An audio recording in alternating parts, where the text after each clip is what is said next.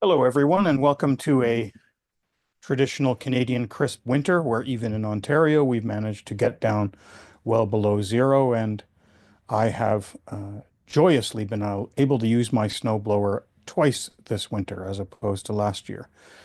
Of course, the topic that everybody is talking about in Canada is the threat of imminent tariffs by the newly elected President Donald Trump, uh, and what that will mean for Canada. Now, I wrote and posted on several sites, notably LinkedIn, a couple of articles. One, how Donald Trump saved Canada, and another, why would you bring an economist to a poker game?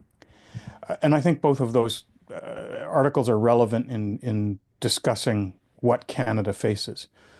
We have to realize that what the government of Canada, with its faux Team Canada approach, is trying to do is to not solve the problem, or arguably they would have done that years ago or even in previous governments, but rather deflect and buy time for a moribund and corrupt Liberal government that is hoping that by ginning up anti-American feeling in Canada, and I don't deny that Donald Trump has brought this on himself, that somehow they shall be saved for yet another term now with their handpicked leader, a central banker who has managed both the Canadian Central Bank and the Bank of England, and of course, like his primary competitor, are well entrenched in their sinecures in the World Economic Forum. Uh, you've now seen a pickup slightly in the polls, likely in Ontario, and unfortunately, the government addicted voters of downtown Toronto who are somewhat returning to the Liberal Party of Canada at the expense of Jagmeet Singh's near bankrupt New Democratic Party. Well, what are we supposed to take from this? What are we supposed to, go into the streets with pitchforks and burn effigies of Donald Trump, the great evil orange tyrant south of the border? I think not. I think first you have to understand something of who Donald Trump is and what his strategy is. It's a chaos theory. And a lot of us look to the days of Ronald Reagan. Certainly my office, where I do a panoramic view, is adorned with pictures of Ronald Reagan and other important people from history. But Donald Trump is not Ronald Reagan. He may pay some homage to him, but if you're looking to presidents that Trump is to some degree emulating, I think Andrew Jackson is certainly one, but that's not relevant in the modern political world. But look to Richard Nixon. Richard Nixon and Henry Kissinger had the good cop, bad cop chaos theory, and at a time of American decline, the early 1970s, were able to uh, hammer out détente with the Soviets. You got the first Strategic Arms Limitation Treaty, and set the table for Ronald Reagan and his triumphant win in 1980. Now, Donald Trump is not setting the table for anyone other than himself and his America First agenda. But what we have to understand is that Trump's threat of tariffs are very much a negotiating ploy. And if nothing else, what they have been able to do on the positive side is to have Canadian policy leaders and the man in the street, quite frankly, take a look at Canada, or at least I hope they have. This knee-jerk reaction of, oh, we're going to go and buy Canadian is ridiculous because other than gasoline and maple syrup, I defy you to name something that you can buy off the shelf that is made in Canada that you're going to use every day. Instead, I think Canadians need to be introspective, as we should have been throughout this horrible lost decade of Justin Trudeau, and look at what has become of our country so that when Trump, I think, jokingly throws out the you become the 51st state, you have to step back and say, well, is that feasible? Are we better off? And I don't want to be a US state, but we have to look at what is being brought forward in the context of where we are as a country. This country has suffered a tangible, palpable decline economically and in the standard of life of all of its citizens across the board, other than those few very, very rich families that seem to run this country, and we all know who they are. If you travel to the United States, you're going to find at every level a happier, better off populace. Canada is not that case. We have suffered for 10 years with a tax system that is confiscatory, which is punitive, which is socialist, which is overbearing, and has driven entrepreneurs and professionals out of the country. I always come back to looking at Nova Scotia, which is a beautiful, beautiful province, and they complain about not being able to get a family doctor.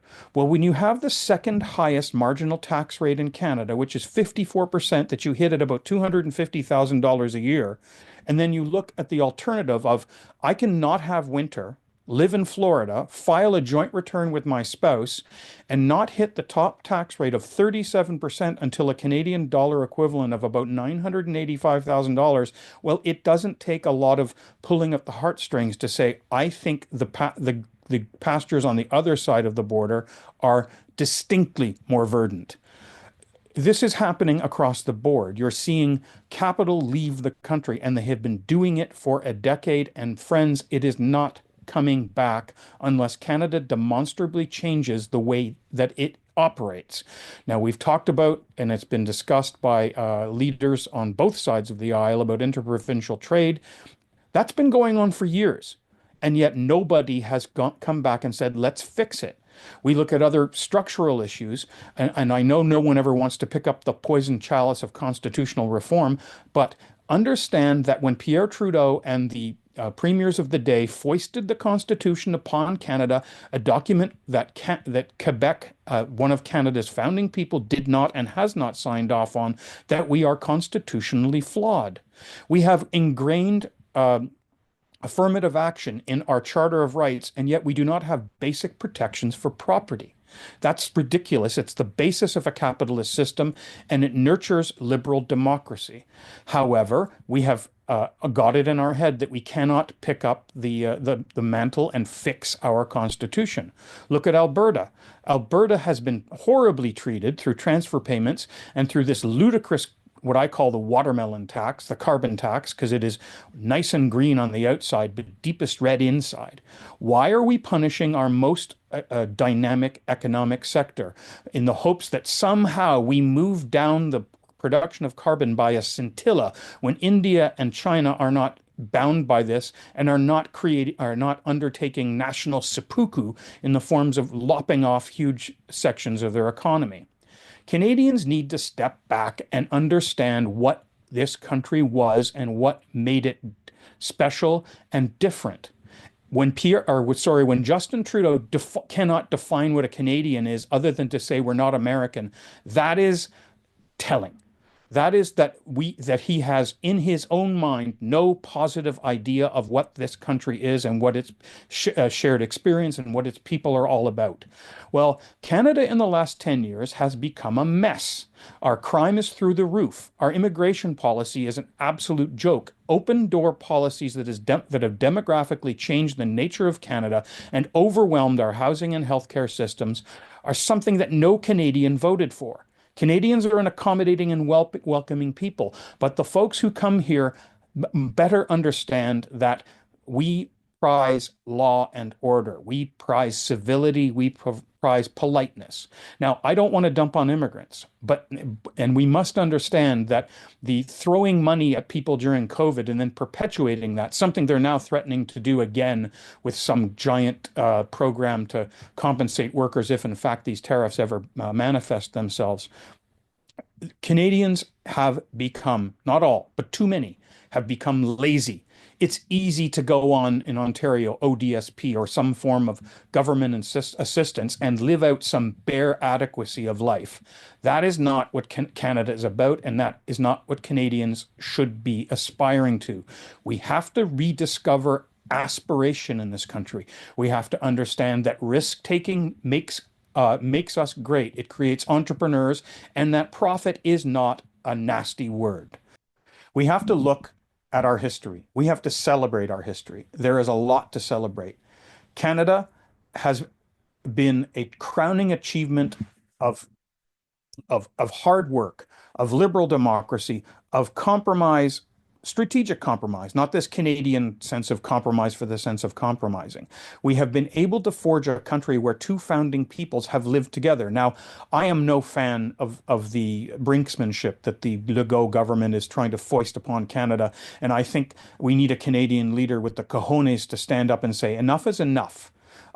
Quebec has become a petulant 19-year-old daughter that wants to move out and have mommy and daddy pay for everything. Well, that can't continue.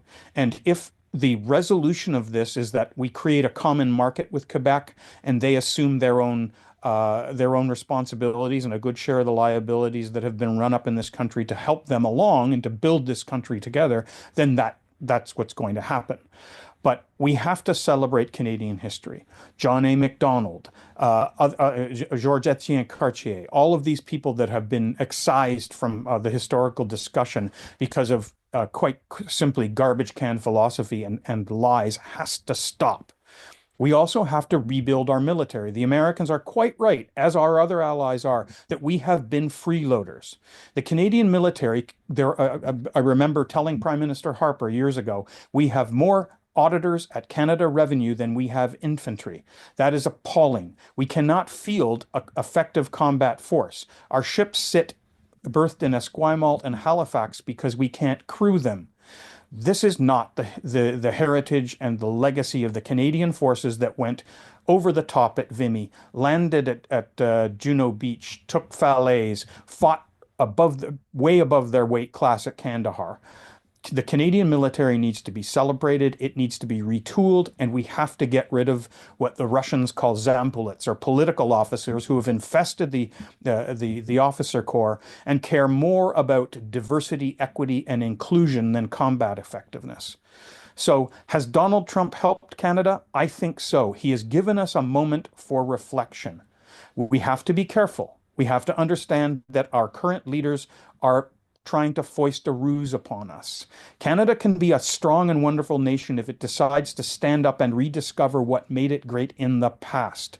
Going down this ridiculous route of trying to create a massive and bankrupting system to compensate workers, if in fact tariffs ever do happen, is an absolute fool's errand.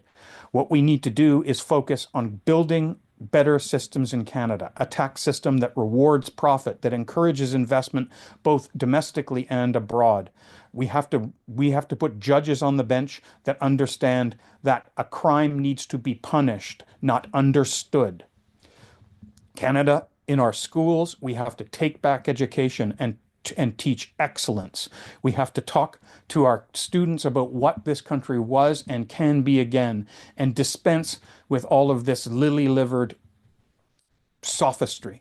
And of course, I always return to tax. Tax is the most fundamental assault on liberty in Canada.